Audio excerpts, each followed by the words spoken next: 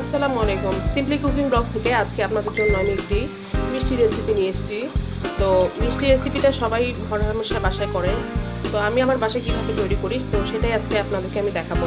তো এর জন্য আমি নিয়েছি 1 লিটার খাঁটি গরুর দুধ।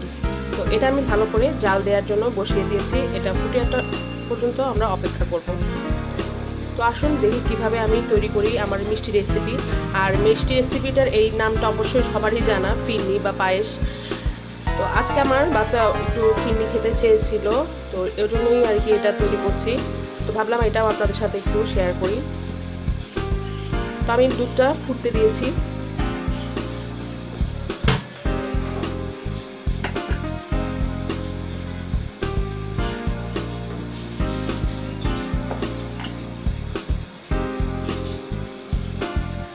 আমি এখন দিয়ে দেব 4টে কিশমিশ। কিশমিশ আপনি ইচ্ছে করলে বেশিও দিতে পারেন, তো আমি 4টে ইউজ করছি।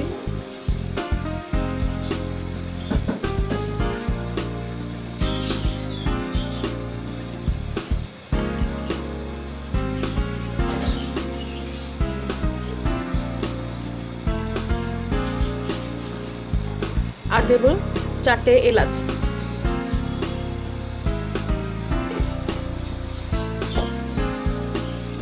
আর এ ফাঁকে আমি কিছু পোলাওয়ের চাল ধুয়ে ভিজিয়ে রাখবো।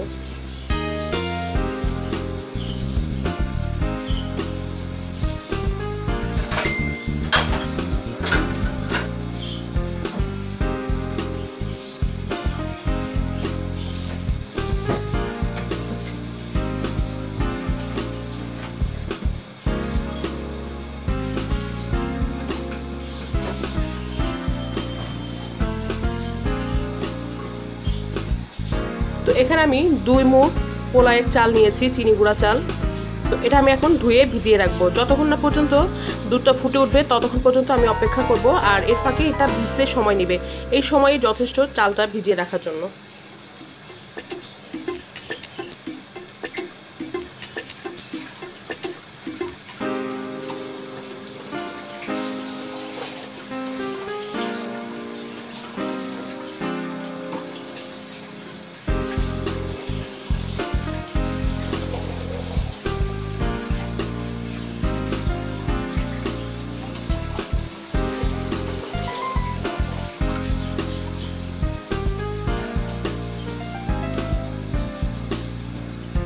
চালটা আমি এইভাবে ভিজিয়ে রেখেছি। তো এই ফাঁকে দুধটা হওয়া পর্যন্ত আমরা অপেক্ষা করবো, আর চাল এই ফাঁকে ভিজতে থাকুক।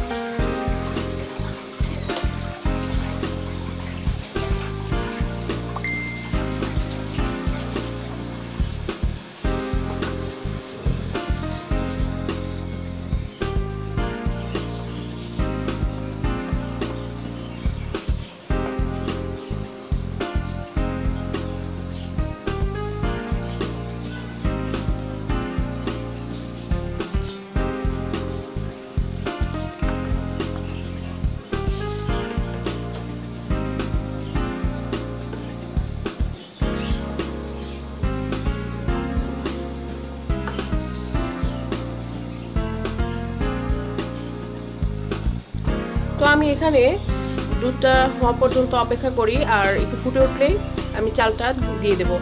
আর এই দুধের মধ্যে আমি একটু বাদাম পেস্ট ইউজ করব। তো এই বাদাম পেস্টটা আমি রেডি করি এই ফাঁকে।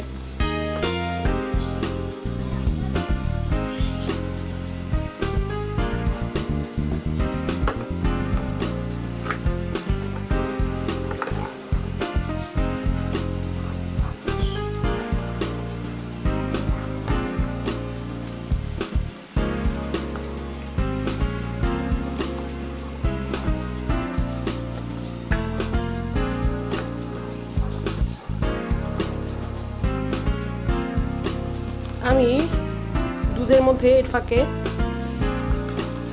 একটু চালগুলো আধা থেতো করে ভেঙে দিয়েছি, আর কিছু বাদাম, চীনা বাদাম একটু বেটে মিশিয়ে দিয়েছি।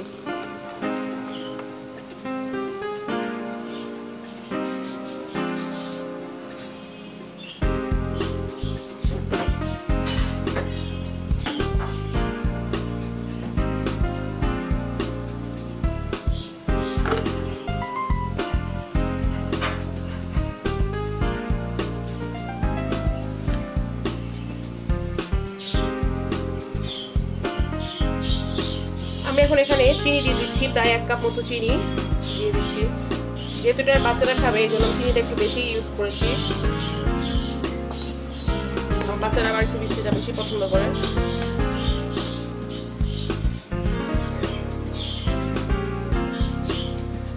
আর দুধটা যেহেতু একটু পাতলা ছিল এই জন্য আমি এটার মধ্যে গুঁড়ো দুধ মিক্স করে দেব।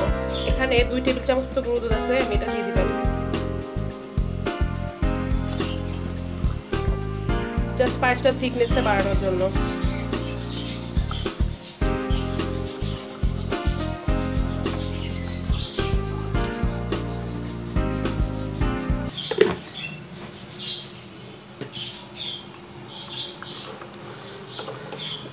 তো মোটামুটি এর মধ্যে যত রকমের যা কিছু আমি মশলা ইউজ করতে চেয়েছিলাম সেগুলো দেয়া শেষ।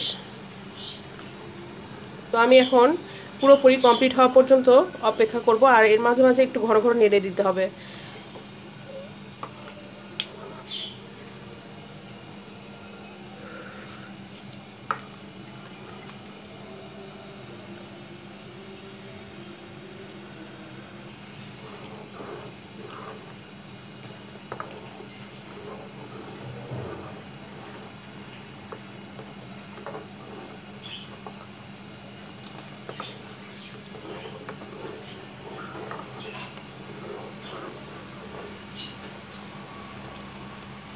আমার চালটা ফুটে গেছে, পায়েসটা প্রায় হয়ে গেছে। তো আমি সার্ভ করে এটা আপনাদেরকে দেখাবো এটা কেমন হয়েছে।